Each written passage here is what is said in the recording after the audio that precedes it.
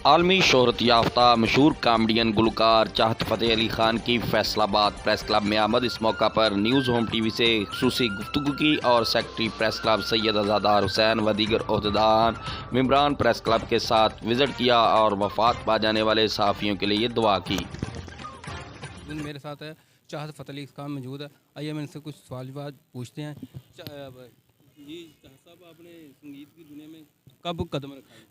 जी शौक़ शुरू से ही था, लेकिन पिछले 8 साल से ओढ़ना बिछौना सोना सिंगिंग ही है। आपका पहला संगीत कौन था? मेरा पहला जी गाना था पिछले साल 14 अगस्त पे मैंने मिली नगमा लॉन्च किया था। ये जो झंडा है, ये जो प्यारा झंडा है, ये जो सोना झंडा है, ये जो आपका झंडा है, ये जो हम सबका झंडा है, और ये जो झंडा है, और ये जो झंडा है उसमें डंडा है, ये किया था। ये आपके पाकिस्तान में बहुत चाहने वाले, प्यार करने वाले, मोहब्बत करने वाले। शेखुपुर में आपके साथ कुछ शूटिंग हुई थी? नहीं, शेखपुरा में ये हुआ था कि ऑलरेडी ना ये वहाँ पे एक रेस्टोरेंट पे मीट एंड ग्रीट ही रखा था, सिर्फ मिलना है और गपशप लगानी, फोटोग्राफ्स होनी। लेकिन वहाँ पे 4 गुना ज़्यादा कैपेसिटी लोग आ गए।